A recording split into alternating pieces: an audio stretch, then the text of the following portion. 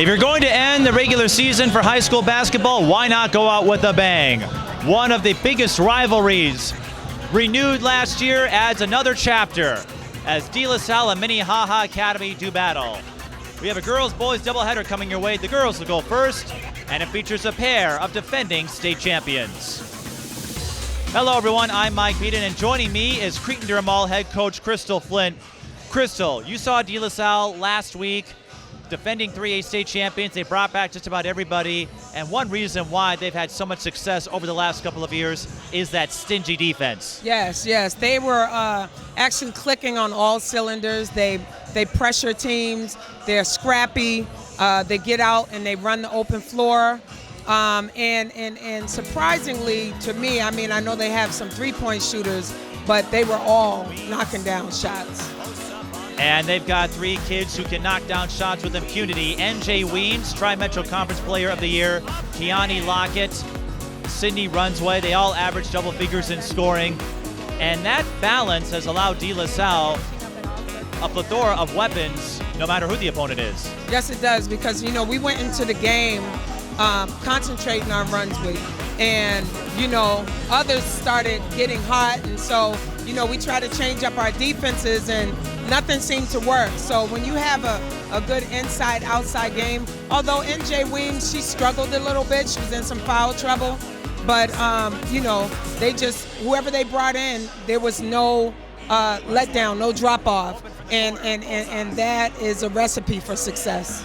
Indeed it is, and that recipe could give them another state title when we get to March.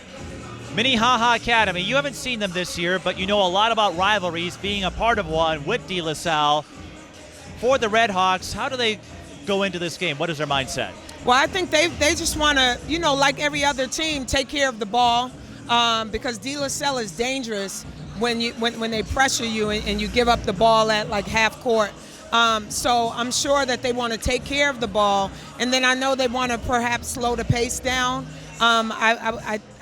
They both are teams that have won the state championship, so I feel that Minnehaha has lost more than DeLaSalle has lost. So, you know, just getting those their new pieces up to par is another thing that I'm sure that they would want to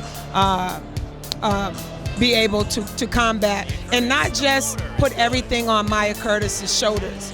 They're going to need some bench scoring as well as inside-outside game. Well, as Crystal alluded to, Minnehaha did lose a lot from last year, but they gained a lot as well. Mia Curtis in the top 10 in 4 different categories is yet to decide on a college. You also have solid role players in Kate Pryor and Talia Graham, and Tana Gallo, the three-point sharpshooter. Minnehaha may not have the length or depth to match with DeLaSalle, but as we saw last year, this game was a good tune-up on their way to a state tournament championship. Yes, well, you know, as you said, they have new pieces, and, you know, going from a role player to a more active player takes a little bit of adjustment. But with this being late February, they should be able to do just fine. Whatever happens, it's a fun way to end the regular season. We'll come back to start off the 2020 edition of this Minneapolis private school rivalry. Twin Cities Sports Broadcasting, and a whole lot more. That's what you get from TSB Television. We provide long-lasting digital coverage of your favorite athletes from the preps to the pros. Dazzling moves. Holloman, good if it goes. Yes! Game winners. James, she's in trouble. Finds James, toss shot, it goes in! And everything in between. Before we let you go, do you want to say hi to anybody? Oh, I don't know. That put me on the spot there. If you want to connect with our audience, visit us at patreon.com/TSB Television or sponsor our coverage through PayPal and Cash App. Thank you for watching. A warm welcome to the Islanders of DeLaSalle. We make these alternately, beginning with our guests.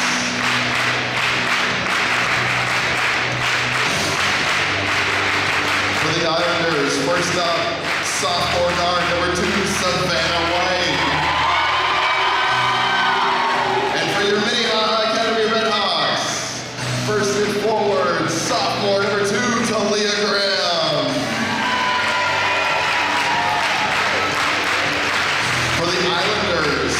freshman guard, number 3, Kennedy Flint. And for the Red Hawks, senior guard, captain, number 5, Mia Curtis. For the Islanders, sophomore guard, number 11, Kiani Lockett. And for the Red Hawks, senior forward, captain, number 11, Tessa Liner. For DeLaSalle, sophomore guard, number 15, Sydney Runsewe. And for the Red Hawks, senior guard, captain, number 13, Tana Garrow. Finally for DeLaSalle, senior forward, number 22, NJ Weems. And for your Red Hawks, senior guard, captain, number 23, Kate Pryor. DeLaSalle's coach, Dr. Scott, assisted by Ashley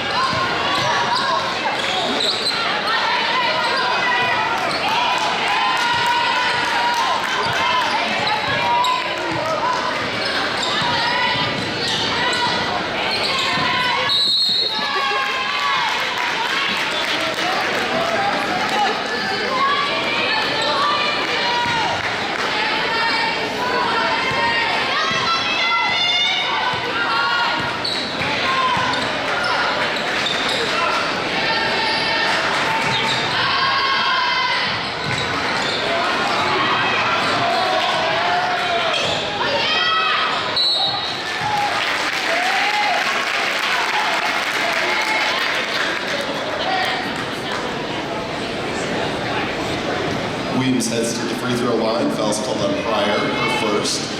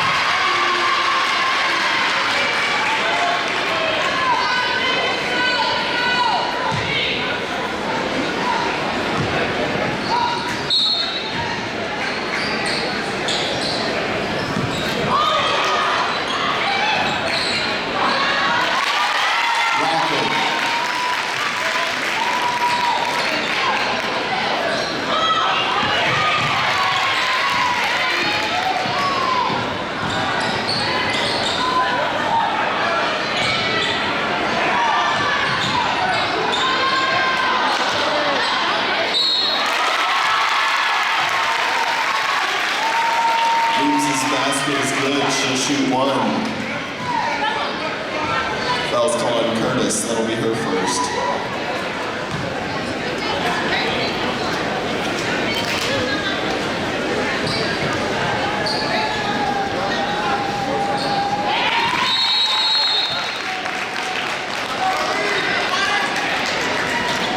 Second timeout, Red Hawks.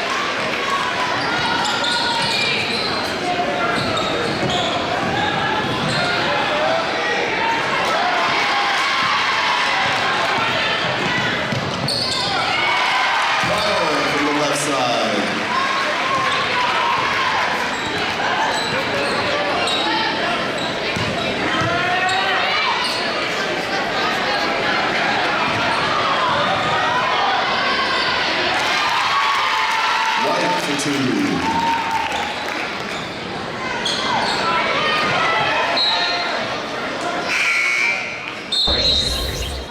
Red Hawk substitution number 1, Jenica Subs. Is that Royce White's sister? She looked just like him.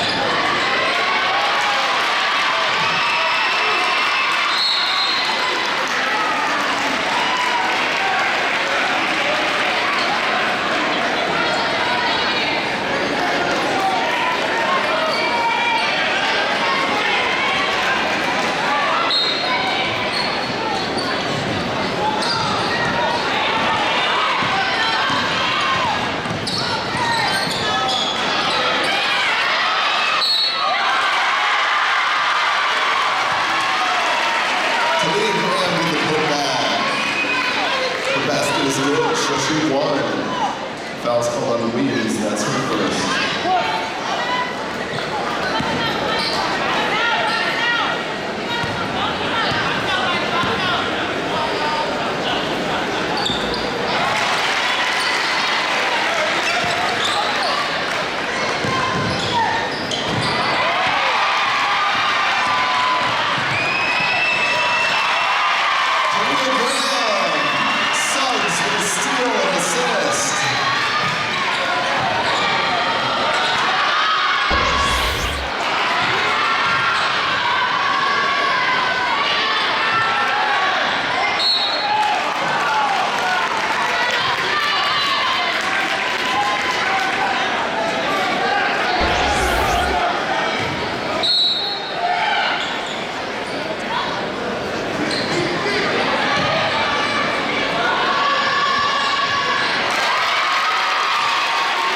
Kiani Lockett for 3.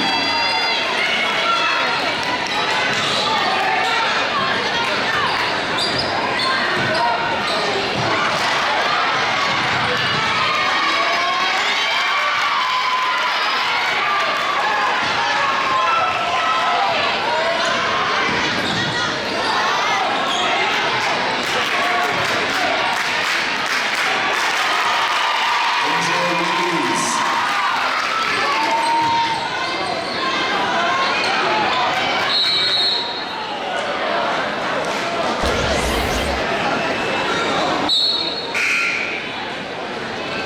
Red Hawks substitutions, 23, Kate Pryor, 11, Tessa Liner, number 12, Barrett Harden.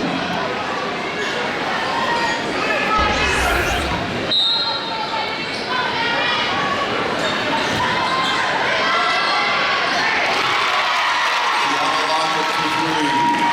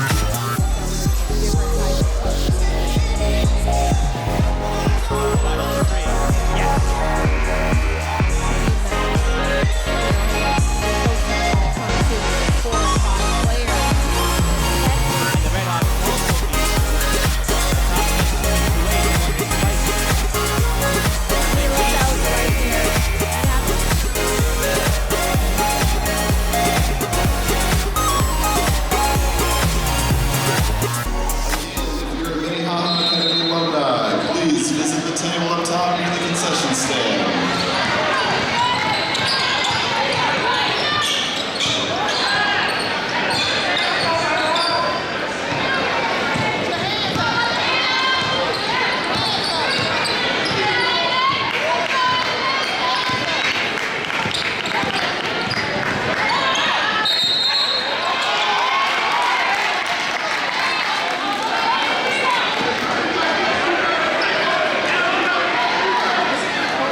Foul's called on Minor, that's her second.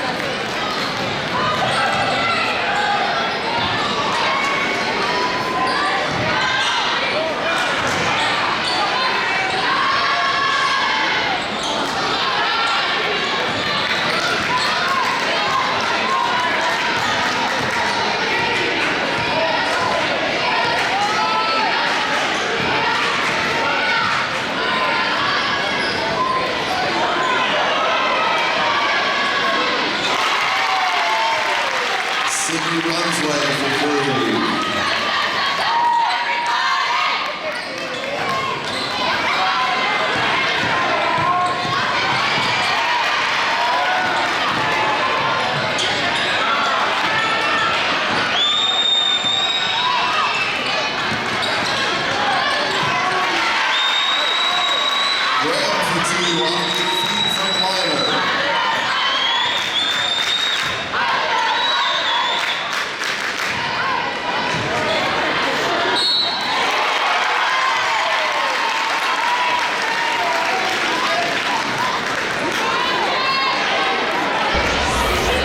Basket is good, she'll shoot 1. Foul's called on Minor, that's her 3rd. Red Hawk substitutions, Suggs, Sedgwick, Gallo.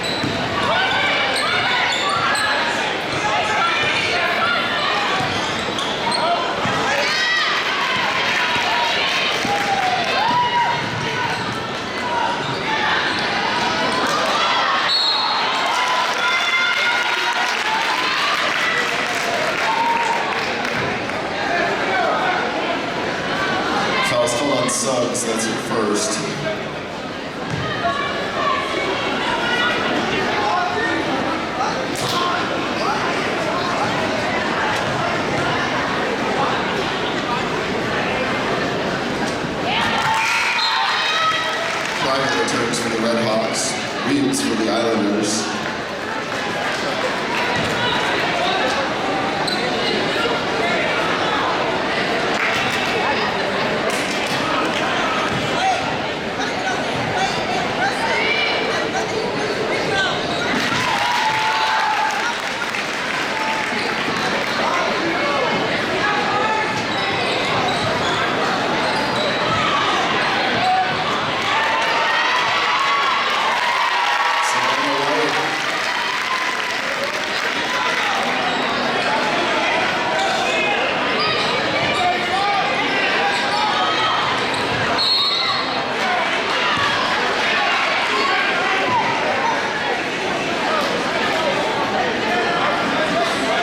NJ Weems picks up her second.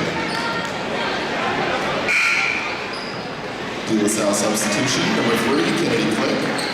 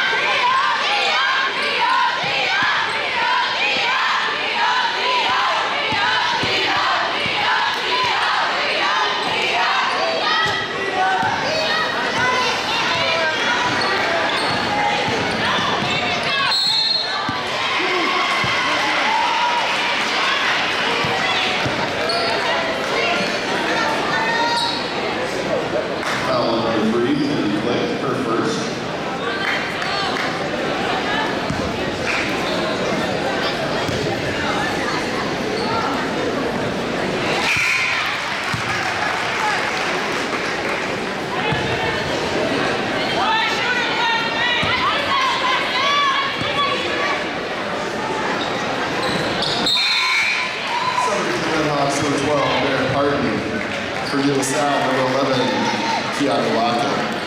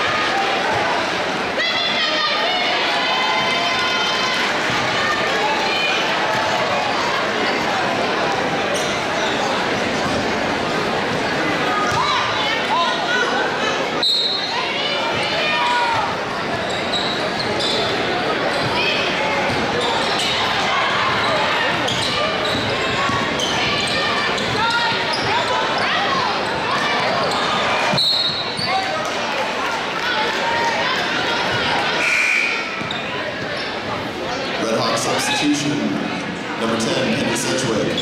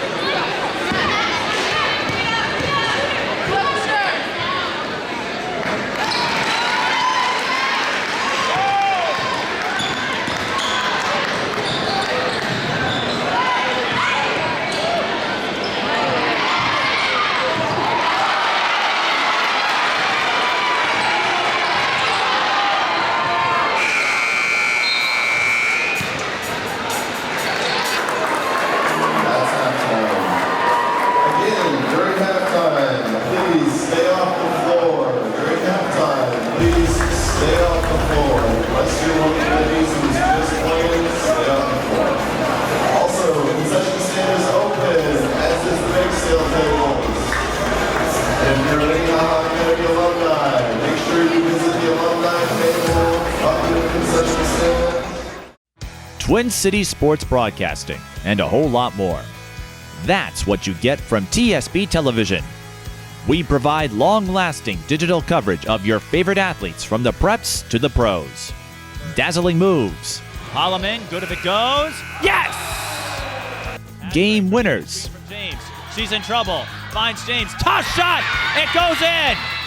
And everything in between. Before we let you go, do you want to say hi to anybody? Oh, I don't know. That put me on the spot there. If you want to connect with our audience, visit us at patreon.com/TSB Television or sponsor our coverage through PayPal and Cash App. Thank you for watching. Minnehaha doesn't have that depth, but they have the pedigree. Nora Francois knocks down the three. That's what you call depth. In fact, I ran into the Francois last year when Iowa paid a visit to Minnesota, and Chase would not let Nora touch her. Savannah White. I'd like to buy a vowel. Had to get that out of the way. Another steal. White again. A few coaches. Nice crossover, nice move there. And Minnehaha, they're finding some openings here. And this is the same thing we talked about last year. She's got to get used to that, being face guarded and get open. 5.8 assists, 4.6 steals. Which means she's playing defense. Nora Francois, you're used to seeing on the part of DeLaSalle. They don't like to run up the score all that much. Nice. Goes with the reverse and is short. Nora Francois comes up with the rebound. Mary Claire, her older sister, with the finish. That was beautiful.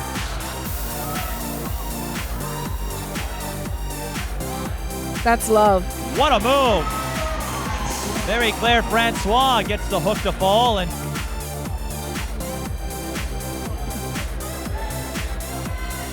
Nora Francois. She's showing no fear. Nora Francois knows how to make herself famous, knock down some threes. Yeah.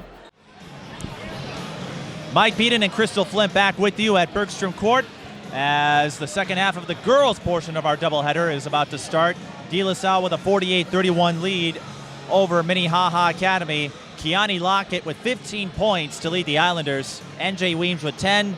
Savannah White with 7. Sydney Runsewe with 8.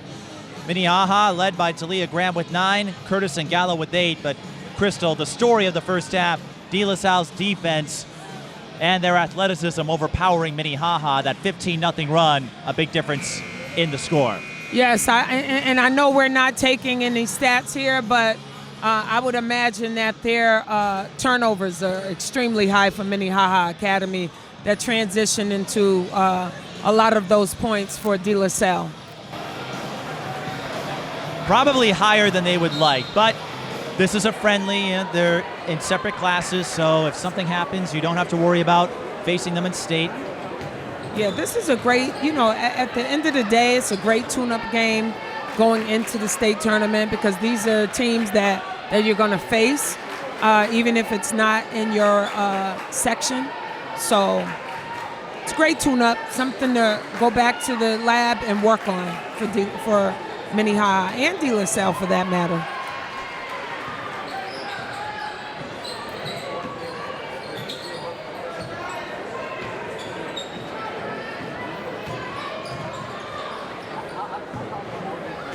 Great floor spacing right now on behalf of Minnehaha Academy.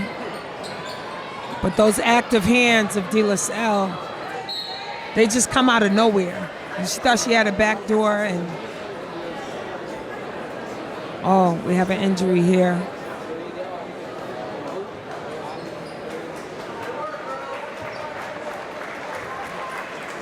Mia Curtis was knocked down for a minute. That looked kind of serious, but she's back up and walking right now.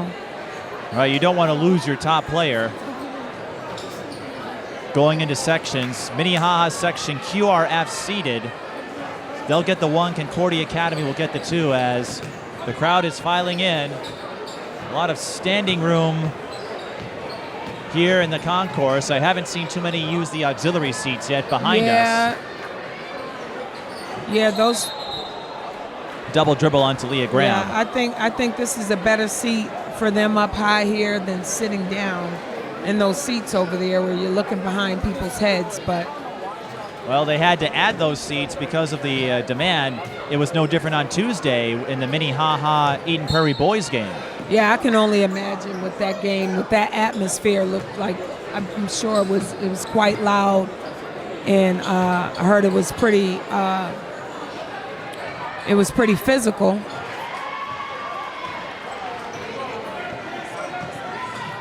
Kate Pryor, no good. Tessa Liner with the cleanup.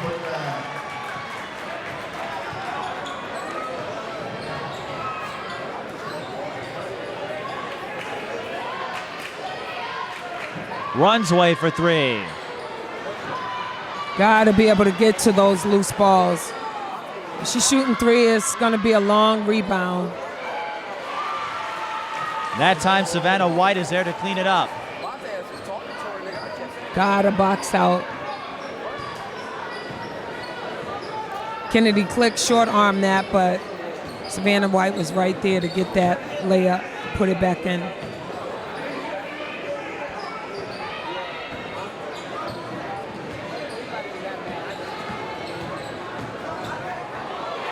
Curtis. Yeah, I think Maya's still a little bit hurt. I think she's limping a little bit. I don't know what happened on that collision early on, but she's not moving as fluidly as she was early on. Mia getting a little bit of separation. Watch that push Lockett. there. Right, that was close. And Mia Curtis lost it. Weems picks it up. Yeah. And she will come up short on the layup. But White is there for the rebound. Maya Curtis still has not gotten back down the court, and she's not running. She might need a sub. I think something's wrong with her.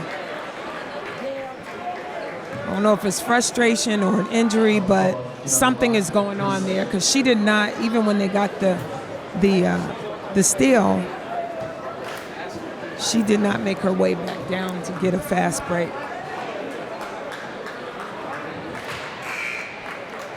Kate Pryor knocks down the front end. Pryor, as we noted, baseball or softball, basketball crossover. Much like her brothers who took part in baseball and basketball here at Minnehaha. Matt and John both played. Mia little was subbed push out. there. No, she's still in the game. I thought she was subbed out, but no, they she's kept still her in there. the game. I think she's Something is going on there. I don't know if it's probably a little bit of frustration, a little bit of injury, trying to comfort her and console her. Coach Pryor is going to keep her in the game, though, and let her fight, let his senior fight through that. And Matt Pryor will call a timeout here to try to give Mia a chance to collect herself. You're right. She did not look like herself. Yeah, something's going on. Hopefully this timeout will resolve it for them. Losing her right now can really open this game worse than what it is already at 16 points. So hopefully she'll be able to gather herself. She's a senior. Unless it's an injury, I expect to see her back on the court. 14:59 left. DeLaSalle leads 50-34. Even though it's not senior night, this is the final regular season game for the Redhawks, and you would love to see Mia out there. We talked about sections. Minnehaha will get the 1 seed. Concordia Academy the 2. Those two will probably meet again. DeLaSalle, they'll have the front runner spot in 4-3A as the 1 seed, and probably number 1 in state if they make it that far. Hill Murray could pose a challenge in their section, although looking at DeLaSalle and how well their lineup is, that front 5, Maya Williams off the bench, DeLaSalle is going to be a tough out again. We've seen it, especially last year. They are locked in when they get to playoff time. Yeah. As someone that has played both Hill Murray and DeLaSalle, Hill Murray can be a challenge to them. They're well coached. They're also a team that has some good experience. So that'll be a good matchup if they both are able to make it to the championship. Looks like Mia Curtis did not come back in that game. Hopefully she's okay. Pryor got the rebound after Graham missed both free throws. Mia Curtis's health, we'll have to keep an eye on that. Tana Gallo to the line for 2. But as they say, the show must go on.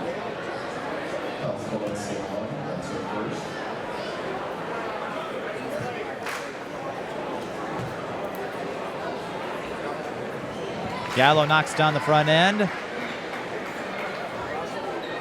Gallo hoping to continue in college, and as we noted in the first half, taking up her father's interest in photography, being in the school yearbook, and a lot of these kids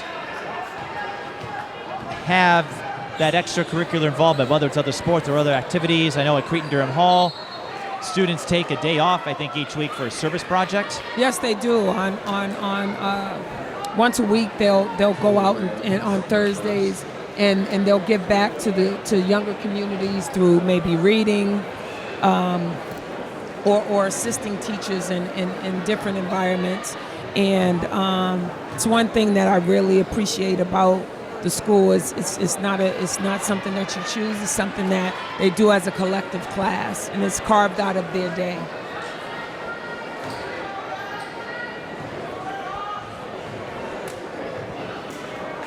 Maya Williams splits at the line. She's up to 7. She brings great energy into the game, especially when she's playing under control. Graham, that was too hard.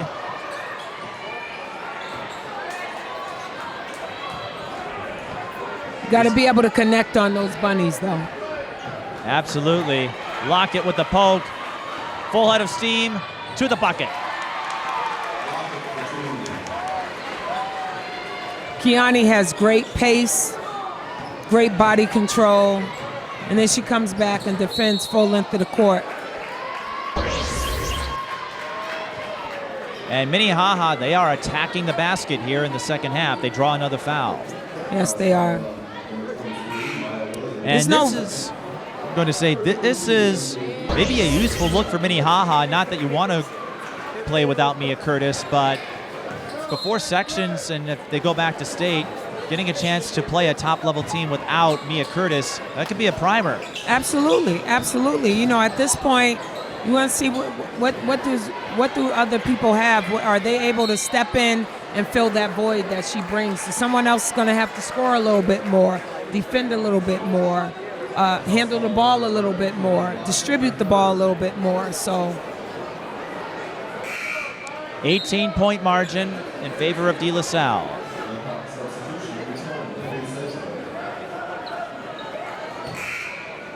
And with that, Curtis is entering the game again.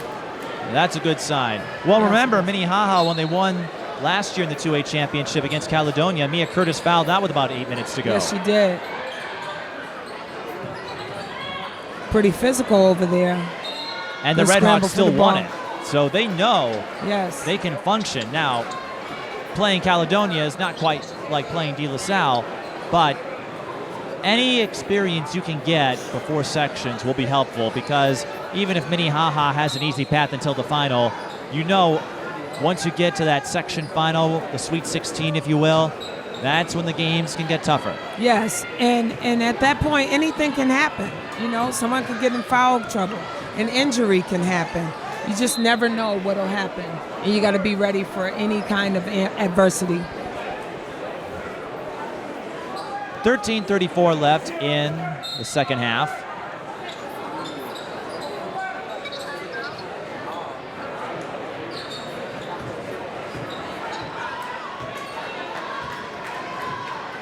Mia Curtis, elbow J, banks it in. That might have been an and one there, too. That was great composure for her to keep focus on the basket and knock that shot down with a defender right in her face. Well, she's got over 2,000 points in the all-time scoring record. 10-second call on the Islanders. So Mia Curtis, it's going to take a lot to rattle her concentration. Third in the state in three-pointers. I've been on hand several times this season to see Minnehaha play, and there were folks who wrote them off with all the talent they lost, like Avery New and Nevaeh Galloway. They lost a lot of height. Folks thought, well, maybe their glory days are behind them, and they got a big win over Sauk Center, who was the #1 team in 2A at the time. Yes. They've had a few losses as well. They lost to St. Anthony in triple overtime. They also lost to Mary Lutheran, a top-tier team in Class A. So even though that knocked them out of the top 10 in the Class 2A rankings, I don't even want to make a guess on who's going to win it, because whoever gets into the tournament will have a good chance. Yeah. Well, you know, 2A. some programs don't lose; they just reload. So that's a great seal down there by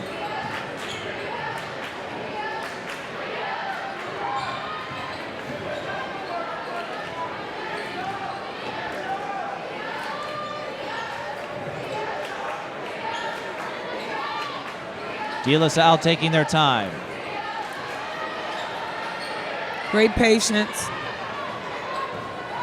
Weems, no good. Got to use the backboard down there. She uses the backboard, that's a better chance of going in. The backboard's there for a reason. Backboard's your friend is what you taught. Gallo thought about it, but Maya Williams didn't give her the lane. So Tana will take it to the rack. Awesome move. Great ball handling ability. Great body control. Nice finish. That's a move you would see out of Mia Curtis, not necessarily Tana Gallo, but the two have played with each other for many years. I like the fact that she stayed low, she stayed composed, and was able to finish that. Tana Gallo up to 11 points. Yeah, she finished that with Maya Williams draped all over her. Tana has 5 triples or more in 6 games this season, including a season-high 8 against Edison. That's what she's known for, but I'm sure Matt Pryor will like that move. And with that being said, they're only down 14 points. I was going to say, they've trimmed the margin down to 14, and Weems walked it. So the Red Hawks, as we were stating in the first half, can they sustain a series of possessions? And now they have to value every possession. So any turnover that DeLaSalle has, they need to be able to come down and convert that into some points here to cut back into this lead. Careful, don't lose your jerky. Come on, you didn't have to put my Mia business Curtis in the street. through the hole and in, and Minnehaha is knocking on the proverbial door. I don't know how much longer Tanisha Scott is going to let that go, but I think she was busy talking to Weems and missed that layup. Well, Kennedy Click, I think she got tired of seeing that too. She takes it to the rack and has a chance for 3. Yeah. I would say that Matt Pryor he should feel like he's in a good position. You know, to only be down 14 points, there's plenty of time left in this game, but you can't get that layup and then give up an and-1 here.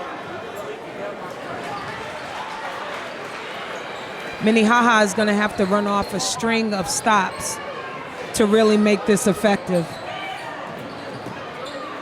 Talia Graham with a step-back move. Nice move. That's a veteran move by a young lady. By a sophomore. But has a lot of experience in her family lineage. The hustle. Read the entry pass. Graham needs help and rolls it over to Curtis like a bowling ball.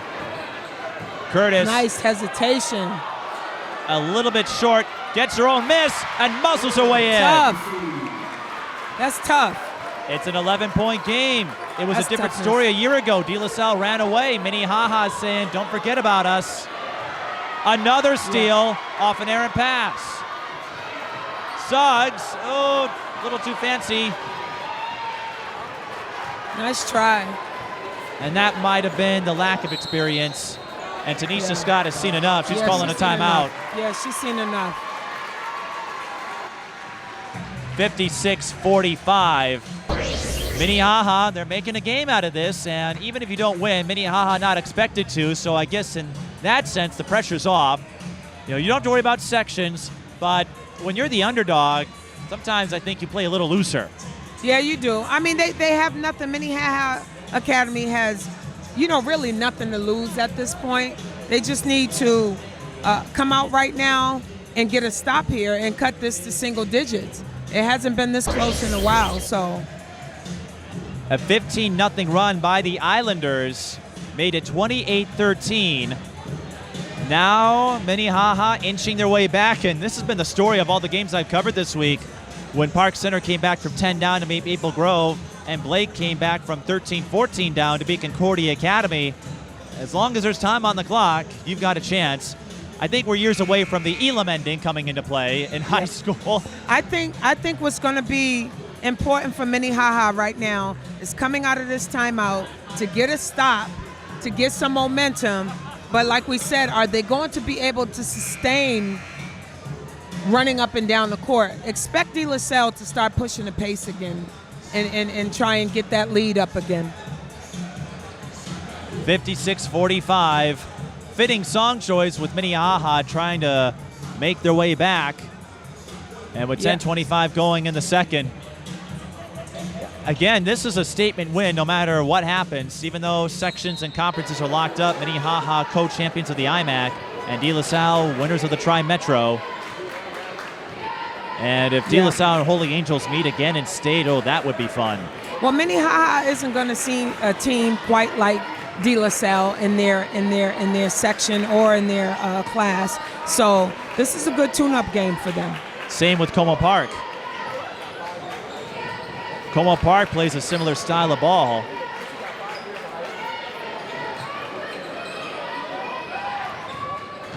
Runsewe out to Salam. 3 from the top of the key, does not drop. Kennedy Click with those long arms was able to bat that away and get that another opportunity here for DeLaSalle. Marker, refs letting a lot go down there with Curtis and Kennedy Click. And the Islanders working the clock a little more now. More contact. Click might take exception to that. Yeah, the refs are going to have to, get that under control. Otherwise, it can get out of control fast. Mia Curtis deep 3, no good. That looked good. But something tells me you would have called a few more of those plays, and that's not to say it's a knock on the crew. It sounds like you would be more attentive to what's going on down low. There's a lot going on. That's there true. are 3 officials. I don't know if any of them seen it, but if they did see it, I think they're going to continue to look for that. they're going to have more eyes on that situation down there.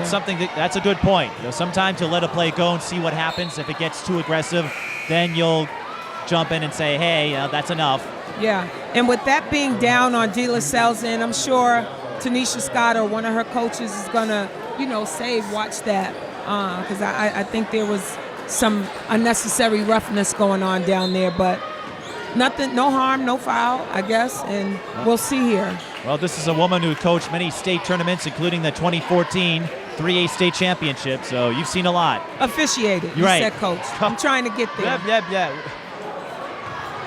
You got to box out. One day you'll get there as a coach. One day you'll get there as a coach. One day. Hopefully But yes, that one you were day an is official. soon. I meant to say officiate. I did say coach, so that's on me. But hey, still. but maybe that's a prophecy here.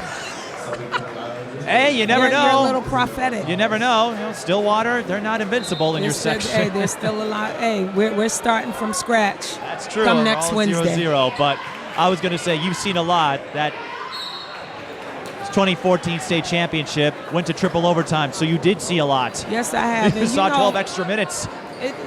Officiating was enjoyable. I think it helps me as a coach. I try not to put on my official's lens when I'm coaching. I as an official, I didn't expect people to do both. You got to pick one or the other. So I try now to let coaches let officials officiate, and I try to focus on coaching.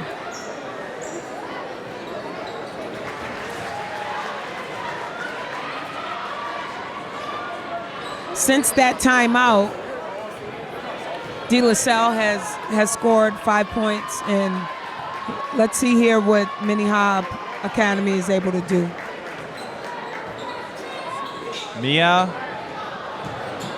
might be a little frustration or desperation. I feel like she's trying to get that three-point shot going. Yeah, I think they would like to have come up with something a little bit better than that shot. Lockett. Maybe off of a rotation. There's a big push in the back. Great pickup there from the official. That was a two-hand shove. You can't miss that with three officials.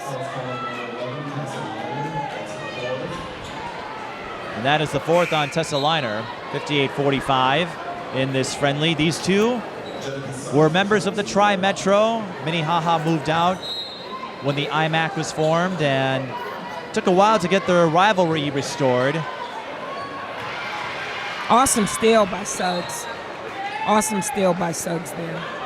And she's young, but she's she's an 8th grader. This is her first year on varsity. Awesome job. Very impressive. I imagine she has a bright future if she keeps honing those skills. I imagine she got a lot of inspiration from watching her big brother. That'll do it.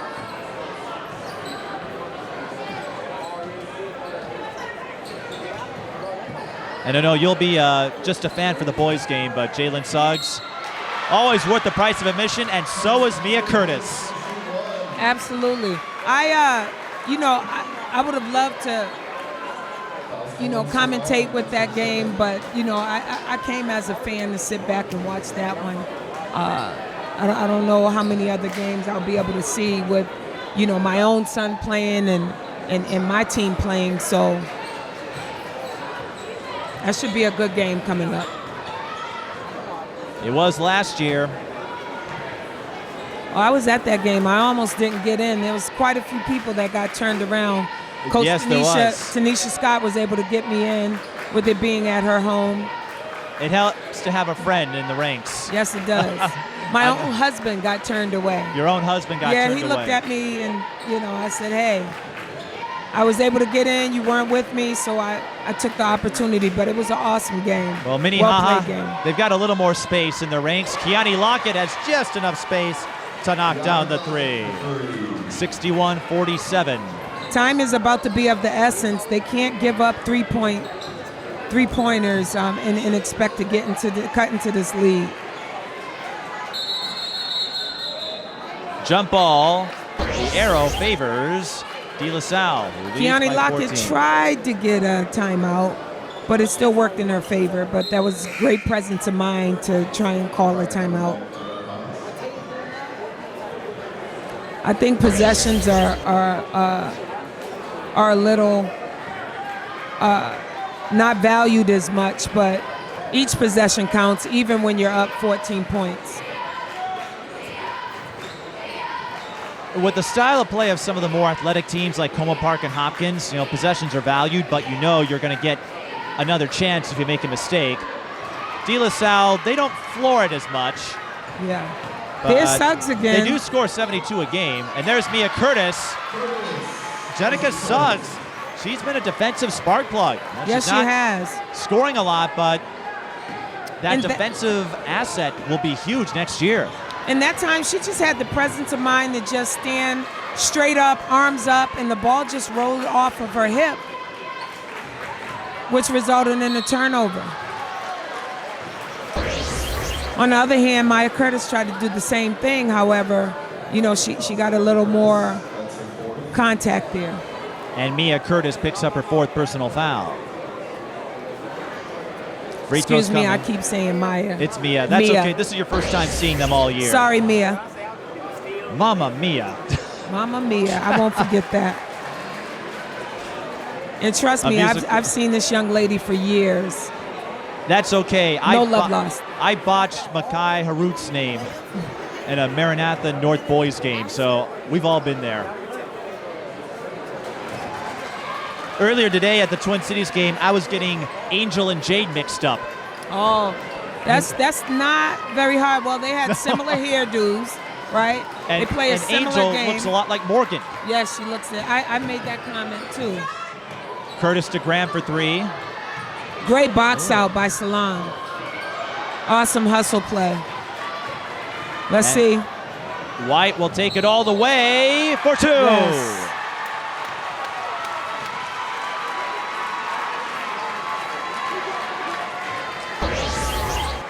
By the time she's a sophomore, junior, she's going to know to get outside of that restricted arc.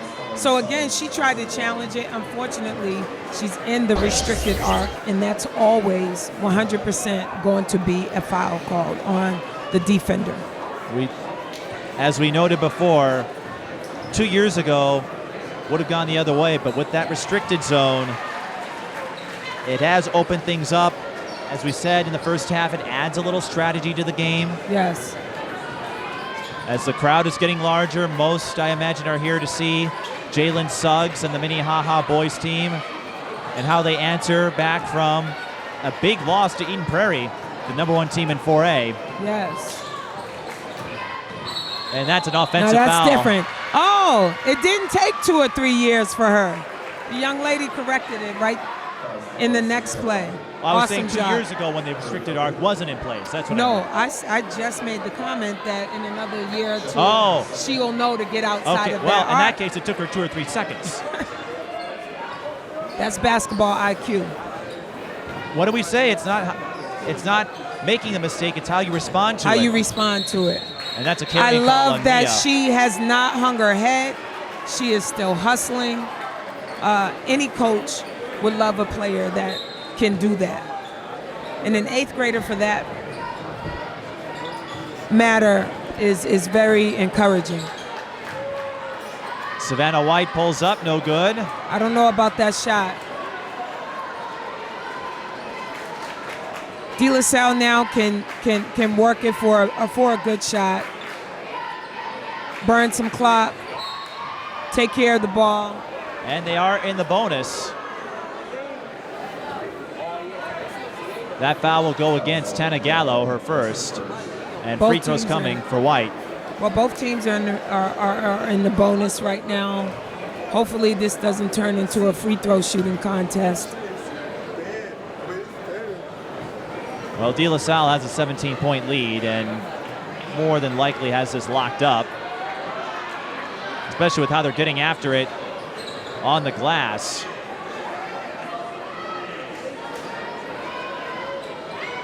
It's a great sail inside. Thomas up and in. Yeah. Thomas had a great sail there a couple of seconds before Savannah White knocked her that pass. Surprised she didn't get a 3-second call, but way to stick with it. Mia Curtis, another step back, tried to draw the foul. Whoa! Tana Gallo with a fortuitous triple. Runsewe and White collided with each other, getting after the rebound, and sometimes it's like two defenders going for the same spot on a passing play in football. Yeah, that was like a Christmas gift delivered to Gallo there. And she opened it in a hurry. 68-52. As we noted, the crowd, most of them here for the boys game. What would you make of this season? We had a high-profile girls team in Hopkins and Minnehaha Academy. Neither were cleared, as I understand it, to play in a national tournament. But just a few years ago, I don't think we'd even have that discussion. What Paige Beckers and Jalen Suggs have done to elevate Minnesota high school basketball for their teams and all around the state is just remarkable. I think, you know, many of us that have followed girls and boys basketball has actually been waiting for this moment. Just knowing that the two of them have been clearly head and heels above a lot of people. Not to say that there aren't great girls players and there aren't great boys players, but this has been a long time coming. There's no surprise that they both are McDonald's All-Americans. It's no surprise that they both will probably be Gatorade Player of the Years as well. So, and going to high-profile Division I basketball teams. And while a lot of attention has gone to Paige, and deservedly so, the senior class, we've talked about them all year. A couple examples tonight: NJ Weems, Mia Curtis, Liza Carlin at Stillwater, Lindsay Becker at Mounds View. They may not be household names compared to Paige, but we've been on hand to witness a lot of high-level players. And I know it sounds cliche, we talk about how the sport continues to get better each year, and we're seeing an example of that with Hopkins being that olive branch. DeLaSalle, we have a technical foul on Matt Pryor. I didn't catch what was said. Yeah, I missed it too. A little bit of frustration there. There's a little bit of frustration there. So what happened was Tana Gallo got hit with a push foul. Matt Pryor took exception to that. So 2 free throws and the ball here for Kiani Lockett. Yeah. Minnehaha Academy is going to have to hopefully get a stop here after these attempts at the free throw line. Kiani Lockett's an awesome free throw shooter, but Minnehaha is going to have to get some stops here and then try and come and score in bunches. And as I just said that, I think I hexed her a little bit, so she missed that one. But she has 2 more, so she has well, I don't know why she shot 2 to begin with. Or maybe this is her 1-on-1. DeLaSalle's in the bonus. There you go. So she shot the technicals, and because of that, she gets 2 more at the line. There you go. So she has an attempt at 4 free throws and the ball here. And she made 3 of them. And just like that, this is almost a 20-point lead again. Lockett up to 23 points. It's the 7th game this season where Kiani has scored 20 or more. She had a stretch of 3 in a row against Holy Angels, Columbia Heights, and St. Croix Lutheran. I think Kiani came out, she rattled off a bunch of points early with a nice little mid-range shot, and she looked to establish herself. That's a walk on White. And as we were saying in the first half, coming off an ACL injury, didn't join the team until midway through last season. You noted how it looks like she hasn't lost a step. A lot of times when we see players with ACL tears, they lose a little bit of quickness, speed, agility. There's that mental roadblock. Kiani overcame all of that, and I imagine she got a lot of help because on that bench, Ashley Ellis-Milan, remember, she missed her first year tearing her ACL in the very first practice with the Gophers. Yes. So I imagine if it came up, I don't know if they had any conversations, but Ashley, probably a pillar of support because she was somebody who battled back from an ACL tear and had a solid career in Minnesota. Well, at that time, I remember, Kiani always being engaged. A lot of times you tear your ACL or you have a huge injury that requires surgery, you tend to isolate yourself, you tend to feel sorry for yourself. But this young lady continued to be a part of the team. She stayed engaged on the bench. She was the biggest cheerleader, as well as she got in the gym and she trained and she got stronger and she worked on a lot of her weaknesses. And I think the most impressive thing was that she came back and she got her spot back. So, you know, some people, you know, they'll come back and they'll have to play a reserve role. And she came back and she was the point guard that they intended her to be when she arrived. That's a great foul box on White. out. Great box out. Yep. White doesn't understand how that's a foul. Yeah, you out jumped her, but she you had reached over her. She had great position. Right. Gallo had the position. White reached over, made contact. And the former official in me knows that when you maintain that contact, she has from the floor to the ceiling to jump. And if you invade that space, Yep, it's a foul. that's why White got hit with a foul. She bumped into Gallo just a little bit, but as you noted, that's enough where if you're established like Gallo was, if you invade that space, if you make contact, you're going to get called for over the back. Yes. So that's a textbook box out. And it goes to show it's not about size and height, it's about position. Well, look at Como Park, one of the smaller teams, and they've been a contender in 3A for the last couple of years.